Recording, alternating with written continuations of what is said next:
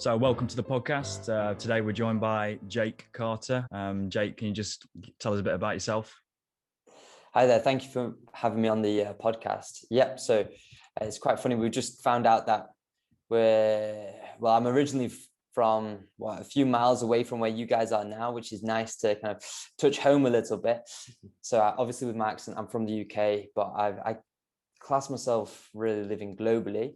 I'm currently in Perth, but I'm a global educator, and my goal is to really marry traditional philosophies with conventional advances, and that's to look upstream to find the root cause of a dysfunction rather than viewing the body through the lens of a keyhole and masking the symptom. And it really takes into approach all things within and without of that human experience from a 360-degree viewpoint of healing. So it's, in a nutshell, in the health industry, but really trying to redefine that. Right. So really, Jake, you're in effect, just to round that up for people who are not as familiar, you could almost say it's like a functional medicine standpoint, as opposed to a conventional medicine, like European medicine as well. Perfect. That's exactly it. You know, when we look into conventional medicine, most people aren't really aware of what functional medicine is and what conventional medicine is. Functional medicine is the opposite of dysfunctional medicine. And unfortunately, some people would say that conventional medical system may be dysfunctional. You know, when we look into their approach, it treats things with a pill and even views things like fertility with the same method of treatment as you would with the disease or dysfunction. That's with medication. And then you look into things like endometriosis, which is heavily neglected. In fact, most men don't really know what endometriosis is, but yet it's a condition with the same economic burden as diabetes. So it's really lacking the ability to raise awareness for the respect and for the nurture for individuals out there, but also lacking in its efficacy, especially when we look into the stats. You know, the number one cause of death in America is iatrogenic deaths, and that's medical mispractice. And there's a lot of statistics there which portray that figure, but we have to take into account as few as 5% and as most as 20% of those deaths ever get recorded. So when we take that into, our equation here, we can really start to understand that the current approach to health is not the best, let's just say. It can be quite outdated, so to speak, for what's available now. Like you say, Jake, there's different ways to look at things. You're looking at it from a 360-degree angle, whereas they might just be sort of down tunnel vision, like you see. They're not getting to the root cause, just masking a symptom. And the irony is, it's not necessarily outdated. In fact, it's predated. You know, we go back to Hippocrates, 2,000 years ago, 360 BC. He said that let food be thy medicine and medicine be thy food, which really portrays the fact that nutrients dictates the language of our cells, and even mentions things about exercise being an integral component for health and all these other things. Basically, how our bodies are designed and evolved to function, we've become so distant to. We've almost forgot that we need sunlight, that we need to move. The average person sits down for 18 years of their life, and that isn't really in our biomechanical favor to sit down and create that stagnation. We have all these stressors and we have all this rumination, so we've become so distant. So it's quite funny when we look into the modern day medicine. In fact, the kind of more effective approach is the predated medicine, which has now been relabeled as functional medicine or traditional medicines as such. Yeah, right. How did you get into functional medicine, Jake? Have you got a story behind? Have you got your own health journey you've been on, or how did you get into it? Yeah. So basically, it's been a 12-year journey. I started off as a coach at, let's reverse a little bit further back. So at the age of 15, I think it was 15, 16, I started working in a gym, probably not qualified. And I was getting paid £3.64 an hour.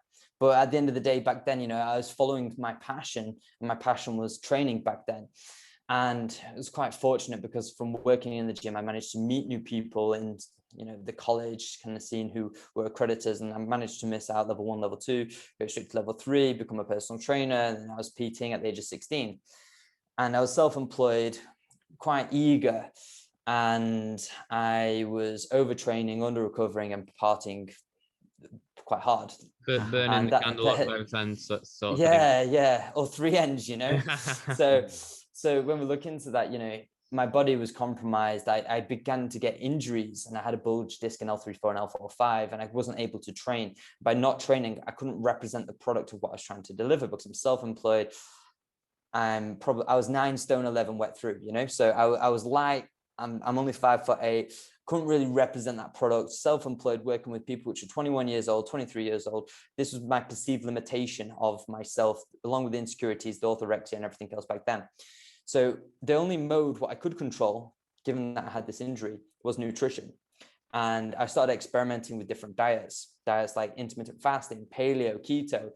And I really become fascinated by that, because it gave me an expression of myself, but it also enabled me to change the function and perception of how I am. And I really fell in love with it. And it was kind of a stepping process there, because it was quite ironic, because I was doing the ketogenic diet, but when you look into things like my TCM kind of profile analysis, I'm not that good with fats. You look into stuff like my DNA, I've got APOE4 polymorphisms, which prevent me from digesting and assimilating fats as well. And other factors like blood work, you look at my bilirubin levels, they should be around 10 to a 47, so it's 4.7 times higher, right? Which would again indicate poor fat digestion. And from following a ketogenic diet, which is what 80% of the calories or so coming from fat, it wasn't really aligned with my body, my function. And that then led into an injury in my shoulder, because I had issues with the meridian lines, which led to impingement, and basically got diagnosed with a slap tear, which then realigned me back onto the process of nutrition, and that understanding of one man's food can be another man's poison. And really that appreciating effect of nutrition can be your savior, but it could also be your enemy. And that's what led me on to understanding further more and more about blood work, more about biochemistry, physiology, to the point of which I started teaching personal trainers regionally, nationally at the age of 18, internationally at the age of 22, 23, probably globally by the age of around 25, and to the point of which I now support clients in 30 different countries and teach in 9. Yeah. So we want to do a deep dive into everything gut health, Jake. So I want to start off by, well, if you could just give us a brief overview of, aside from the obvious of digesting food, what are the functions of the gut?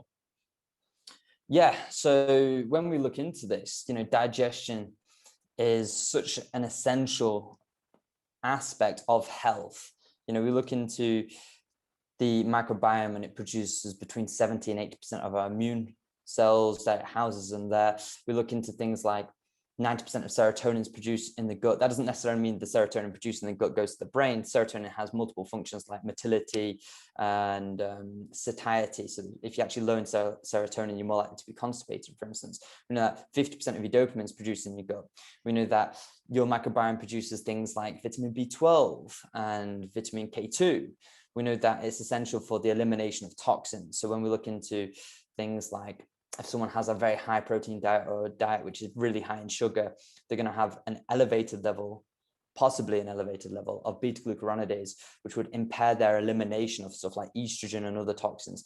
So when we look at the digestive system, most people just look at it from the lens of digestion and in terms of, you know, getting the nutrients, what we wish to be getting from our food, but it does much more than that. And we can go even further and look into things like your stomach acid and how that's essential for the assimilation of zinc, B12, sterilization of food. We can look into bile and how that can help conjugate onto toxins for the removal of the body, how it can help us with the assimilation of fat soluble vitamins, how it can help us with a whole host of things. But in short, you know, as with every system within our body, it's multifactorial, multidimensional, and it is a careful interplay in the jigsaw puzzle, you know, so it doesn't just do one thing. There are a multitude of aspects what it works with.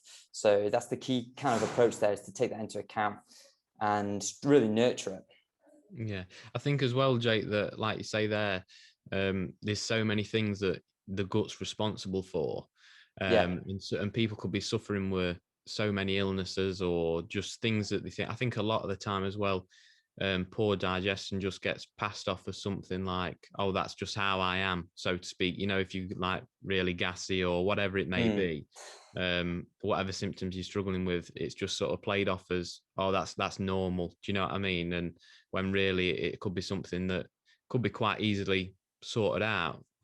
Yeah, and again, there's that element of neglect as well. So when we look into like the conventional model, we look into stuff like IBS, irritable bowel syndrome. All they've really done is put the word syndrome at the end of the symptom. It doesn't really give the individual a understanding as to what's occurring. Similarly with IBD, inflammatory bowel disease, there's a multitude of them, and people aren't really taught or portrayed of the cause which is causing their issue there.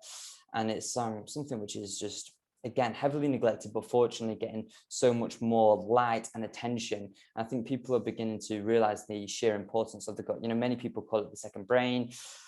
Yes, we know that from what 66% of those neurotransmitters produced there, but like we're saying, you know, the gut really elicits more functions than what we're currently taking.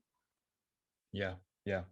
I want to get into this concept of intestinal permeability, or leaky gut, as it's commonly known. So could you tell us a little bit about leaky gut, Jake, and what may cause leaky gut and the problems associated with it? Yeah, perfect. So when we look into leaky gut or intestinal permeability, it's really hyper permeability of the intestines, because we do require digested food to pass through the tight junctions in the intestines to go into the blood. But when it becomes compromised, we could allow undigested food, toxins, or pathogens through that intestinal wall into the bloodstream, in which the immune system will tag and target that perceived threat, because there's something which shouldn't really be in the blood. It should still be digested there. And when we look into the causes of leaky gut, you know, there are a number of them. You have things like increased stress, because when we're stressed, our body shifts out of rest and digest mode, goes to flight and fight. It sends blood to the extremities. It increases norepinephrine and histamine, which increases leaky gut. And we also have decreased digestive capacity. So, you know, stress is a huge factor. We also have allergenic food. So for some people, things like gluten could be problematic, and that can increase zonulin expression, which opens up the tight junction proteins and allows undigested food to go through the intestinal lining into the bloodstream.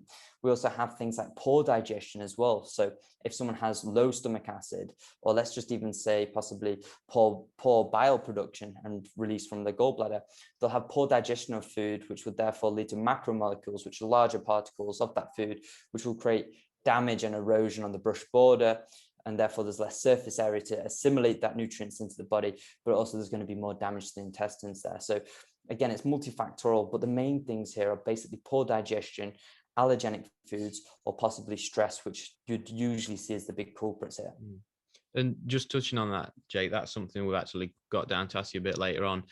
How impactful is stress? Because I think a lot of people wouldn't associate stress with the gut and how optimal the digestion is.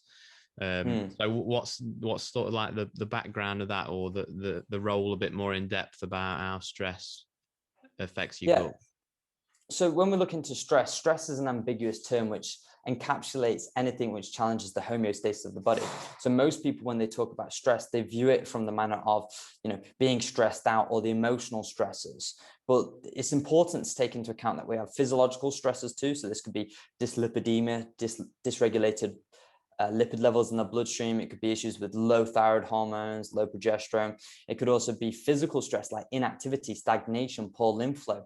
You could also have poor breathing patterns there. You can have lifestyle stresses like moving house and losing your job, loss of a loved one. So there's a whole bunch of different stresses outside of the realms of psycho-emotional stresses, which can change how our body functions. So when we do look at psycho-emotional stress as well, that encapsulates within it, not just being stressed out, but perfectionism, insecurities, heartbreak, distrust. These are all stresses. And how that works is that it'll shift the body into this state of scarcity, because stress is a survival mechanism. It's there to save us, and it's done a really fucking good job. I don't know if I'm allowed to swear. It's done a really good job. Cool. It's done a really good job thus far, right? Okay. And it's there from an evolutionary advantageous position, because it does things like shunt the blood flow to the extremities so you can fight or run away. It changes the biochemicals inside your brain and other factors. And that's fantastic. But when we are stressed, we don't need to digest. If we're running away from like a tiger, which is going to eat us, or fighting off an enemy tribe. But the thing is, we're evolved to deal with danger, but not adapted to deal with pressures. And the stresses what we have these days are more like pressures. And these are pressures from modern day life, which doesn't require this innate ability to run and fight. And it builds up over time. And then furthermore, when we look into things like the stress chemicals, we're looking to cortisol, that has a half-life of around 100 minutes. So it means if you are going to work and you forget your phone, you get stressed out about it. 2 hours later from that event occurring, the cortisol would have dropped down by only 50%. So think about in that 2 hour gap, how many stresses are you exposed to? And what after, I think it's like 8 hours, it's probably around about 6% or something. But then you have this repetition and accumulation of stresses, and some are perpetual, some you never escape. So our bodies are being burdened by this designed survival mechanism, which shuts down the digestive processes, and it puts us into this flight and fight mode and pulls us out of rest and digest. And it's that rest and digest where we should be relaxed. We should be sitting around with friends, family, loved one in a calm environment where we feel safe and secure, eating mindfully, but instead we're not. We're eating on the go, we're drinking coffee.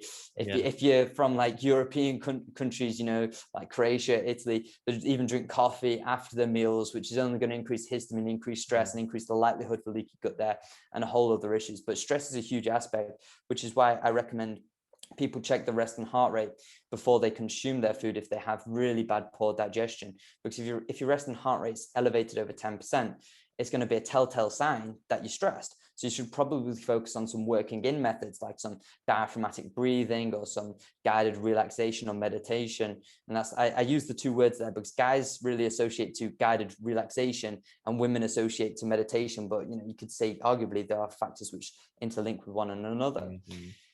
But we need to look at, if we want to improve gut health, if we want to improve our digestion, we definitely need to manage stress. And it really starts with that awareness of what stress is, what stresses are we exposed to, what stresses can we reduce, and how can we manage our body's internal biological response to stress. And that's really a step one approach outside of the realms of looking at what foods am I not responding to and what foods are probably causing me more risk and harm versus the return and benefit from consuming them right now. Sorry, mate. I was just gonna, just before we sort of wrap stress up, I was just gonna say about, I suppose you see that a lot, do you, Jake, as well? When you're dealing with your own clients and stuff, would you say stress is one of the biggest factors of poor digestion?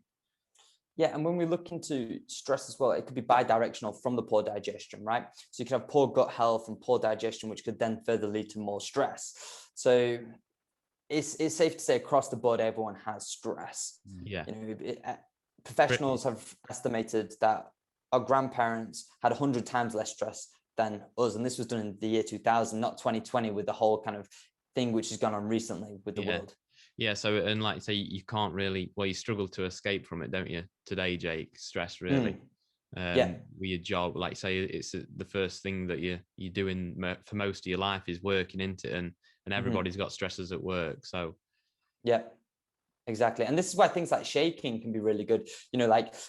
Shaking can really help release that nervous energy what we have accumulated in us. Because when we look into things like zebras, after they've been chased by a lion, for instance, you'll see them shaking, or dogs on fireworks day, bonfires night, you see them shaking in fear. And that's that stress response. And they're just removing that stressful energy there, that nervous tense up energy. But, incorporating some shaking into your daily routine could be a good way to release that stress. Yeah.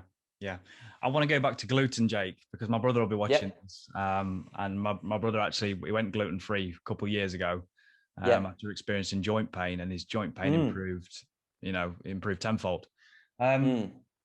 So with gluten, is all gluten, well, first of all, I want to ask you, should everybody avoid gluten? So the key thing in this industry is not speaking definitives. Okay, so we have to take into account that there's this health-happiness balance. And if we completely focus on the health approach, we can then easily become orthorexic, which is one of the main 4 eating disorders, where we limit ourselves to the consumption of foods outside of our desired preference or what would be deemed as healthy, and that in itself can bring on more stress and more anxiety. So we need to avoid that.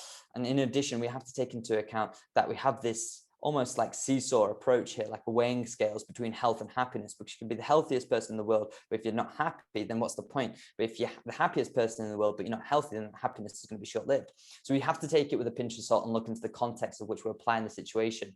So if someone is going out, for instance, and they have celiac disease, then consuming gluten probably isn't going to be the best thing for them, right? Because that's going to cause a flare up, create a lot of issues. Let's say, okay, you have an exam at the weekend and you're going out Wednesday, Thursday, and you're going to have a big pizza. If you really want to do well with that exam, we know that it's probably better to avoid gluten from the issues with the leaky blood-brain barrier and other factors there too. But then if we take out those erroneous variables, like if someone doesn't have ulcerative colitis or celiac disease, or they're not prepping for an examination, would they then consume gluten and be okay? Well, they could be, but it just depends on their gut health. And we have to understand people have different tolerances. And again, when we look into this, there's many different aspects, because we could look into a lot of the gluten containing foods. And the issue, what most people have there, is the glyphosate, what they can be reacting to. And they might actually do fine with organic gluten-based foods versus commercial, conventional, organic-based foods. Sorry, not organic, gluten-based foods. And they're actually reacting to the glyphosate and the pesticides there, which is really interesting, which you see sometimes. But then when we look into this, if someone does have an immune response to gluten, that can stay hypervigilated in some cases up to 90 days after that consumption. So the key thing here is, assessing yourself, seeing what foods you really like, seeing if that does cause any detriment to your health, and if that detriment to your health would outweigh the desire to consume that food. And then putting that into context with what do you really want to focus on right now? Do you want to focus on improving your gut health and other factors? I personally don't consume gluten, but on the occasion I might do. I used to be a massive gluten phobe, a food Nazi, but it wasn't healthy. And, you go through these processes and you learn this. It's almost like the hero's journey for a business, but for your nutrition, right? And I think it's all reliant on context. And if the person's in, let's just say, a dysfunctional state, I would highly recommend removing it. Right. Is that just to see, Jake, like say, if you were struggling, would you just as a first port of call, just remove it just to see if it does improve anything? Yeah, 100%, and we also have to look into different factors. Like there's a lot of studies there. There's the rationing of the grains in World War II, and it led to a remission of schizophrenia. We can also link this to the anti-gliadin antibodies, which is the antibodies the immune system produces in response to gliadin, which is a gluten. And there's a higher correlation with people with schizophrenia, which have these anti-gliadin antibodies, which are high in correlation to the control population, which shows that people which are more likely to be intolerant to gluten are more likely to have schizophrenia. So we don't know that if this is cause or effect here, but we know in some way, shape or form, there is a link, right? And we can also extrapolate that data and look into things like the increased blood-brain barrier becoming leaky from the consumption of gluten, which has that mirroring effect for the intestines. So there's many different factors. And you mentioned what with your brother there with his issue with the joint pain, that's definitely an aspect to take into account, because if he did have leaky gut and he was consuming gluten and it was increasing his zonulin and making it leaky, he would only have a systemic inflammatory response, which led to global inflammation within his body, which would stop his body from initiating that recovery process, because it's still stuck on that very first point of there's damage here, so let's break down the tissue, and it becomes hyper vigilant with all this inflammation, and his body can't really initiate the recovery phase after that inflammation. Yeah. What about dairy, Jake? What's the deal with dairy? Should we avoid it? Should we avoid cow's dairy? Again, so there's a lot of information out there which show that the quality of the dairy is key. And we know that people which are the settlers of Europe, we can see that they may have an increased tolerance to dairy here. And that's from the anthropological views, where they've been having sheep and things like this, and goats and cows. But then we also have to take into account that 83% of antibiotics produced are used in livestock. So we don't want this xenobiotic exposure by consuming, again, conventional commercial dairy.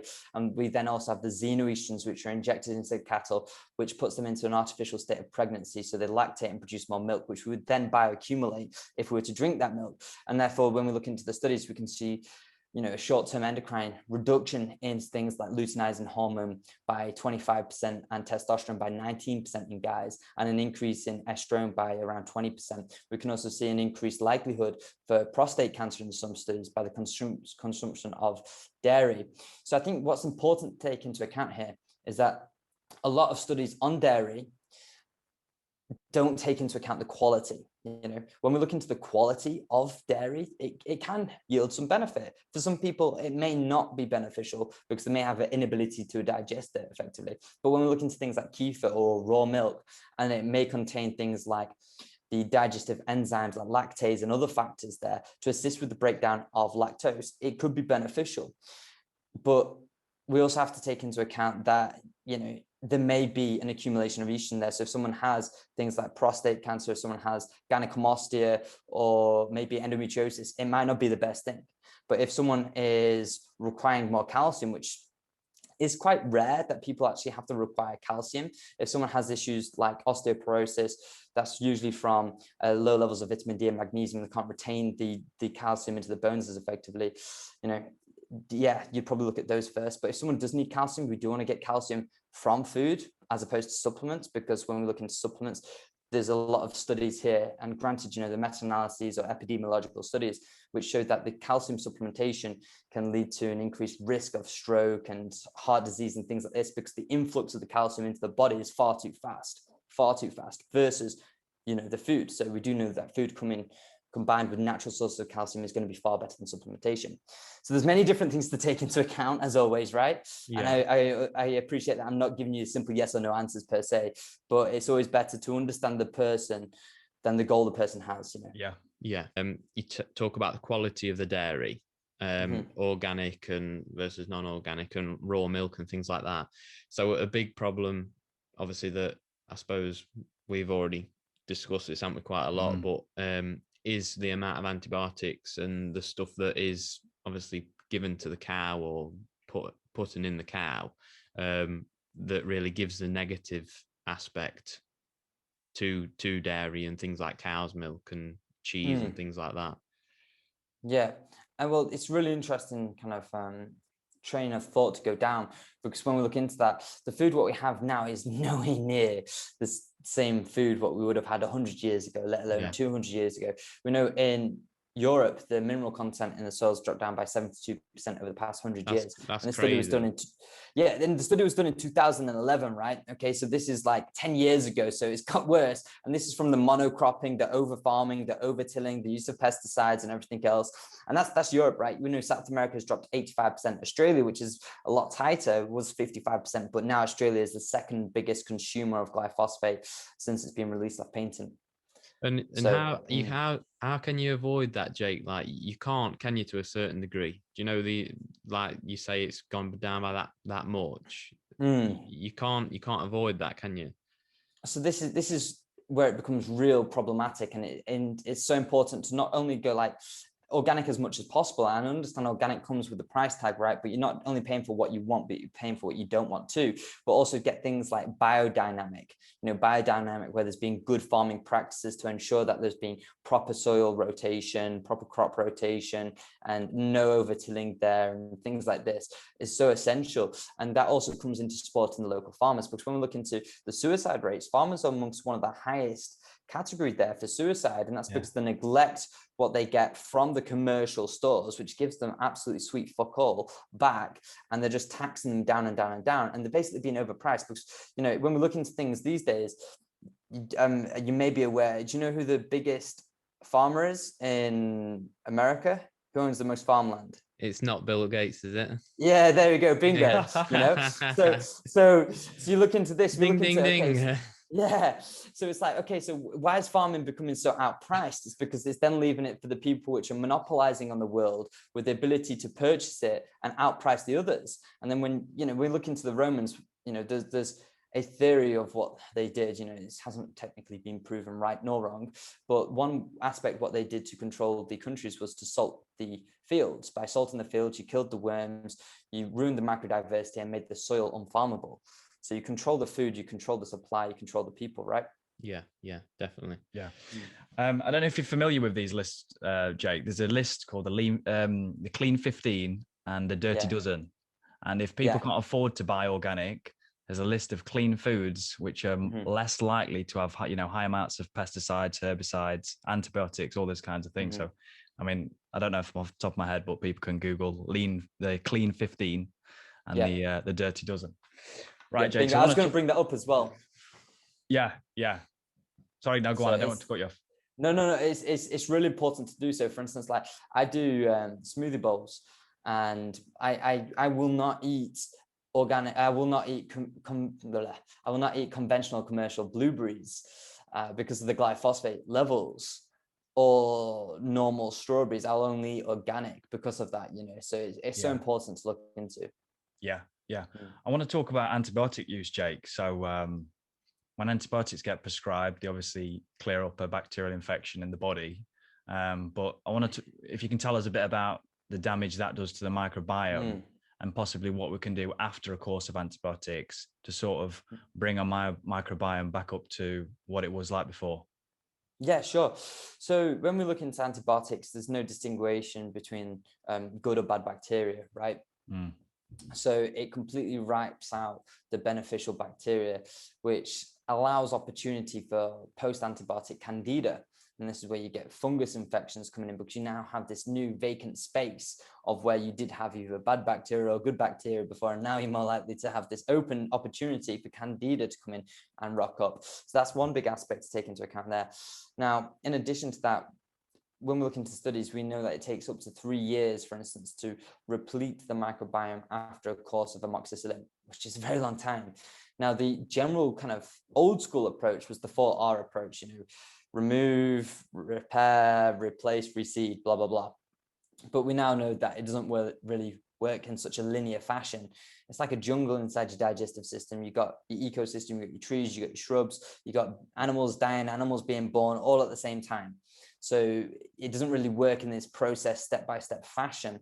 So it's important to use really modbiotic kind of foods. And modbiotics are foods which decrease the, let's just say, unpreferential bacteria and increase the beneficial bacteria. And these would be things like coconut oil, which are rich in caprylic acid, monolaurin, and lauric acid. Maybe things like pomegranate husk there, maybe things like cacao. These all work in a modbiotic fashion, which is fantastic because you can really regulate it in that accordance of preference for the human life. But one thing what it doesn't take into account really is similar to the quote what I said at the start, is one man's food can be another man's poison. Well, some people can respond differently to different bacteria, hence why no one person has the same symptoms to the next. And we also have to take into account the specific strains of that bacteria. So when we look into the bacteria, the category of it, let's just say for layman's terms, could be the same as, like, let's say Bifidobacterium Lactobacillus plantarum, let's just say. That's probably the same as saying dog, right? But then the strain after it may be something like HN1 or something like this, or LB72. These are different types of strains. Yeah. So it's like saying, I like dogs. But if you had a Chihuahua running at you or a Rottweiler running at you, chances are you're probably going to kneel down and stroke the Chihuahua. But a Rottweiler is running at you, you might be jumping over a fence. And that's the difference in the strain specificity, what we have to take into account, which then leads me on to the next point with probiotics. Yeah, we was going to ask you about that, Jay. We was going to say that first, are they worth buying? Because obviously you hear a lot, like I've heard different things. Obviously you get people that are pushing them a lot, obviously making quite a lot of money out of them. But then on the other side, I've heard that they're not really worth it because, like you've just said, everybody's different. So everybody's probiotic will be different. Yeah, and this is it. Studies are showing that it can actually long-term do as much damage as antibiotics, because if you look into the number of species what we have in our gut, it's huge. It's in the tens of thousands, up to 35,000, some people say. But yet you're only putting in 4, 5, 6. So you then continuously put in this 4, 5, 6 back all the time. It's similar to the NPK fertilizer what they're putting on the soil. It's just causing this outbalance of the bacteria in favor of whatever the probiotic is yielding and neglecting the other species there within the gut. So long-term probiotic use could actually lead to damage. So this is something which, again, we have to take into account and probably look more along the lines of prebiotic fiber and modbiotics as opposed to probiotics. And the prebiotics are there, which feed the growth of this bacteria naturally within you, and the modbiotics create that balance by upregulating the beneficial species and downregulating the unpreferential species there. And again, I must add, right, most people vilify bacteria, but we have to view it from Bechamp's theory rather than Louis Pasteur's theory, which is the kind of the germ theory. When we look at Bechamp's theory, which is the terrain theory, we have to take into account, well, why is this bacteria here and why is it being problematic for me? It may be that you have high levels of metals in your body. And we know that parasites, well, 50% of the dry weight of parasites contain heavy metals. So are they doing you a favor? Chances are they probably are, right? Similar with Lyme disease. Someone has Lyme disease, it's going around consuming a lot of the heavy metals. So is it an issue with the parasite or the Lyme, or is it simply that you have high heavy metals, which is welcoming that species, or you had poor food hygiene, or you traveled throughout Asia and you ate some food which wasn't possibly cooked as well? You know, these are things to take into account, which takes the responsibility away from the parasite and puts it back onto the individual. And people need to take that kind of approach there, and also understand that things like Candida, there's many different types of Candida. If someone's developing Alzheimer's, there's a Candida which can go into the brain and helps restructure neurons to reduce the onset of Alzheimer's. There's also Candida which can help mitigate the growth of certain breast cancers. And in over-sterilized breasts, they have an increased chance of developing breast cancer when they don't have that Candida there. So we have to really take into account that, yes, there are things that may seem as negative, but there are also some amazing things here which can be a benefit, you know? Yeah. So what can people do, Jake, after a course of antibiotics? Because I've heard things like pectin from apple skins, collagen powder, things like that can help. Even things as simple as yogurt, stuff like that. I've heard saying about certain amounts of yogurt and things like that. Yeah, no, they're really good. So when you look into like pectin, yeah, prebiotic fiber, that's really cool there. I'd say, you know, eating a diversity of foods, getting some prebiotic fiber in, but also going camping would be absolutely phenomenal. You know, getting outside, getting grounded, getting exposed in your local environment, and just camping for a few days, you know, getting down and dirty, doing it like that, you know, is far better. Yeah. And why is that, Jake? You know what, like you talk about camping, why is that? What's the benefits there?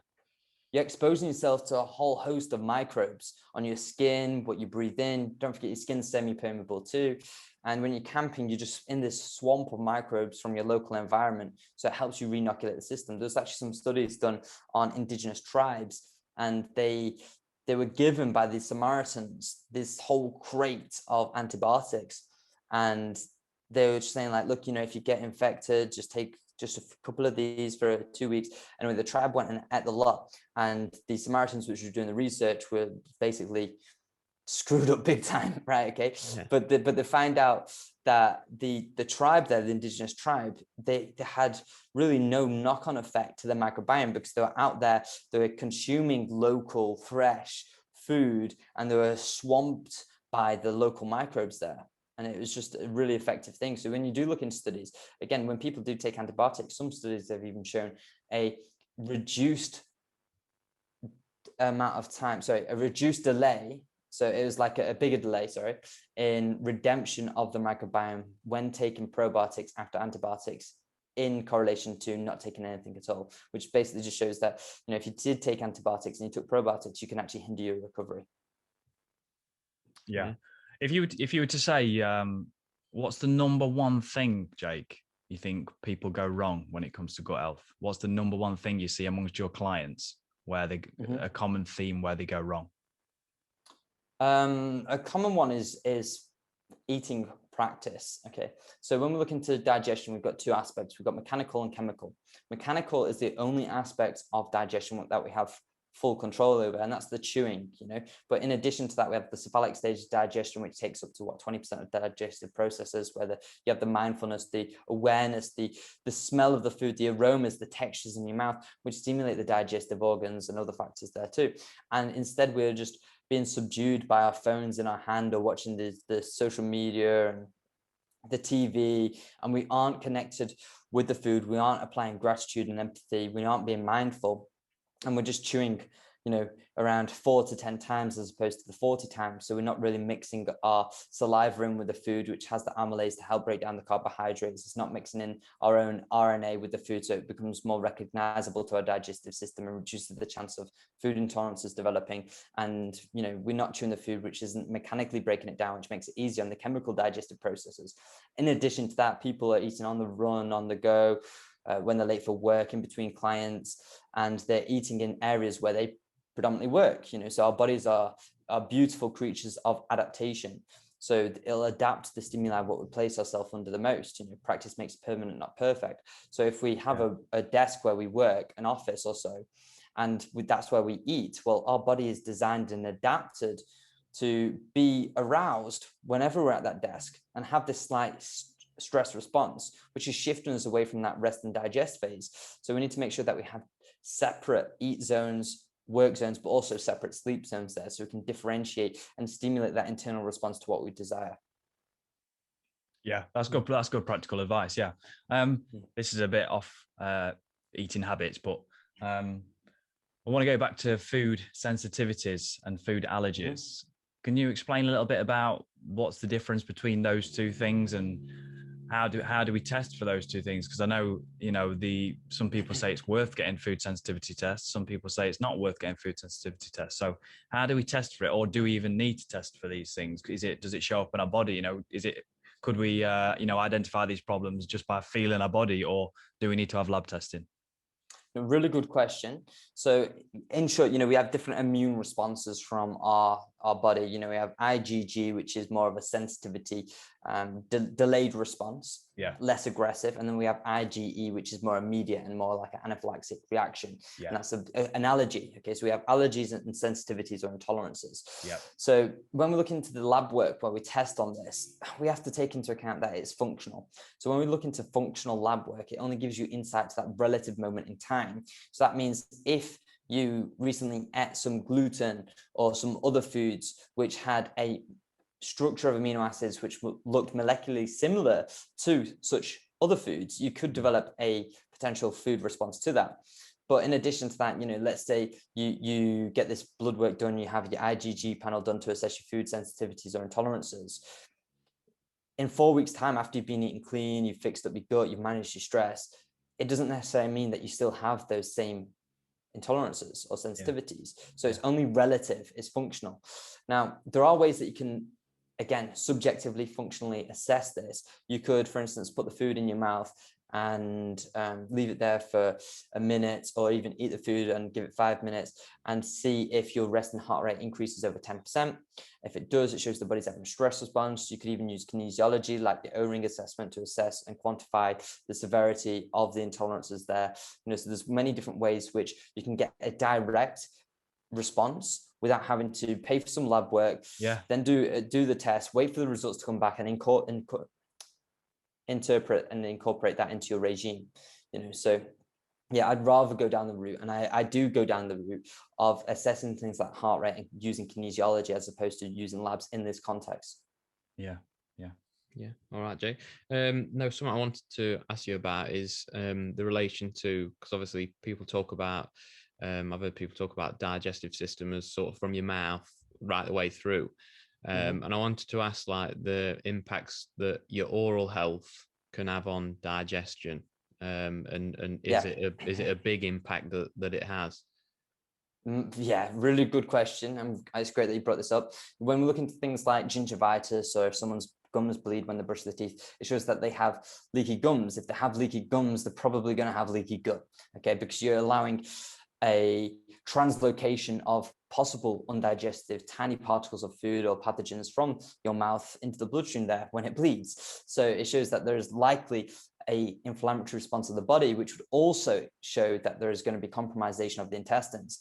But in addition to that, when we look into things like Candida or cavities in the mouth, they can act as reservoir for Candida or H. pylori. And when we look into plaque, it can act the same and act as a housing kind of element for the Candida possibly, or even the H. pylori, which would burrow itself into the pretal cells within the stomach and create things like GERD or gastroesophageal kind of reflux issues or stomach cancers and things like this.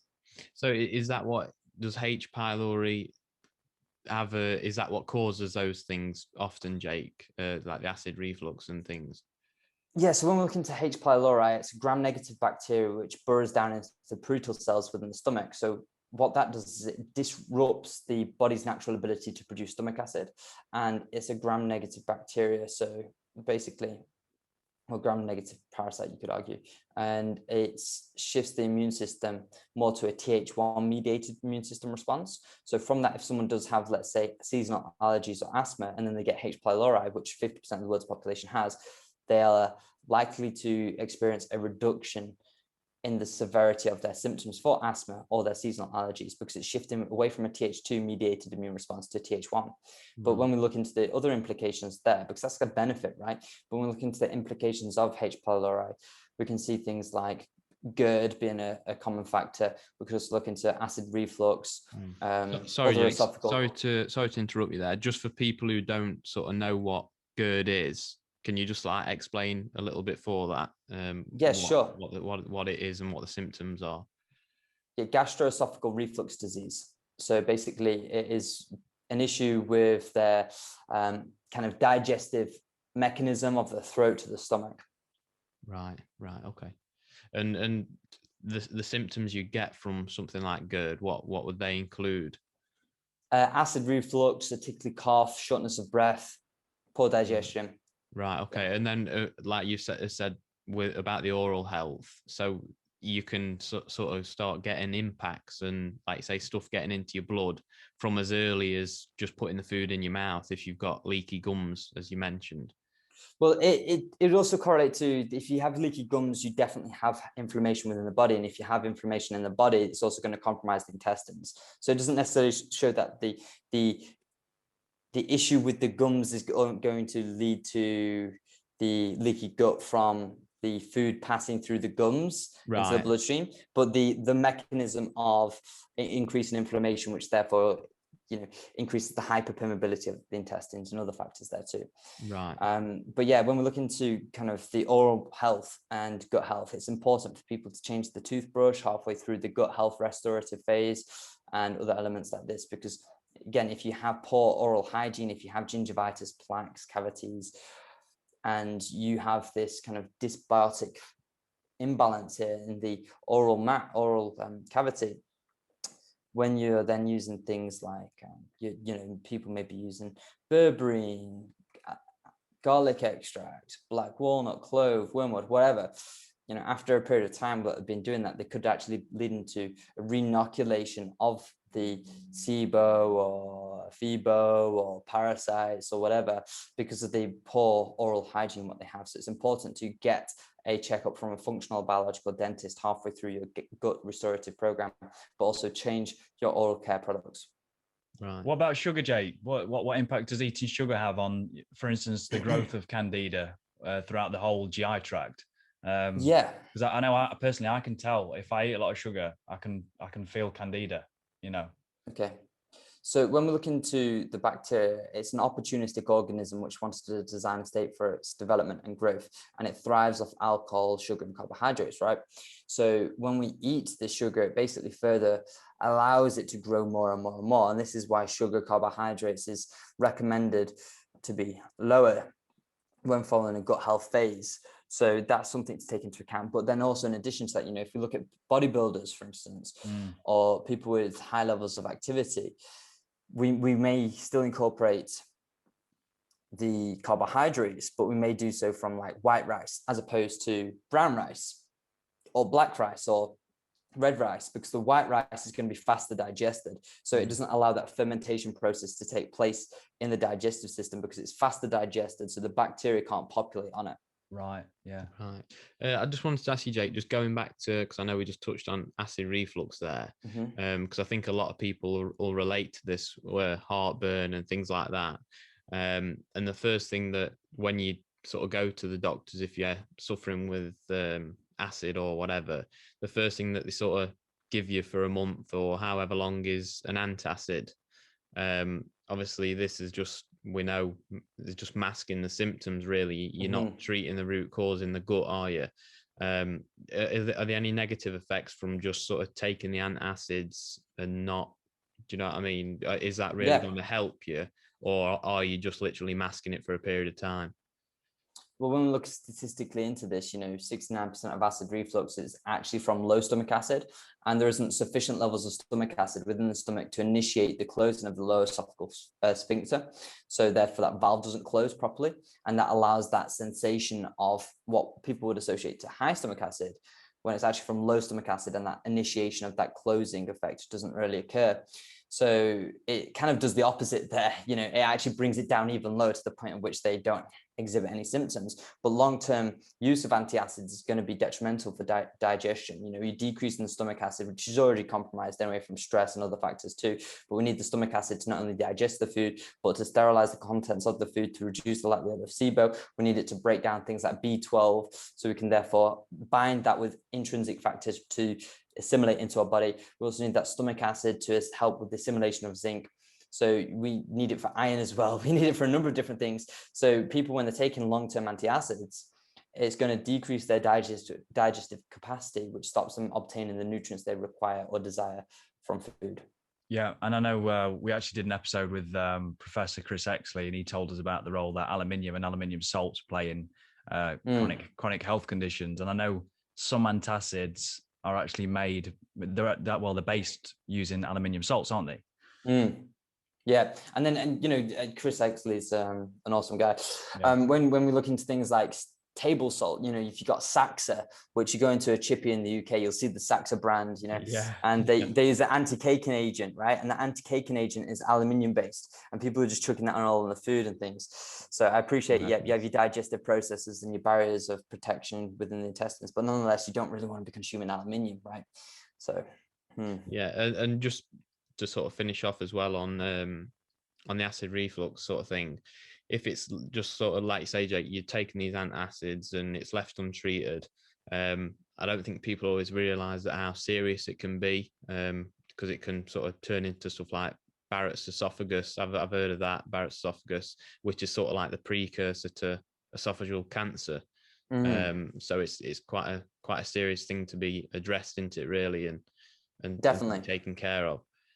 Yeah, and when we look into that, people coming off, there may be sensitivity to beta and HCl, so using things like gentian root and zinc carnosine are probably going to be a more tolerable approach to help renoculate those stomach acid levels. Yeah. Well, look, we'll let you go, Jake. We're ticking towards the hour mark now, aren't we? I'm sure we've definitely found this interesting. I'm sure people watching it have. So no, we just want to say thank you for doing this. Yeah, thanks for joining us, Jake. We appreciate your time. And we'll have to get you on for another one for a different topic.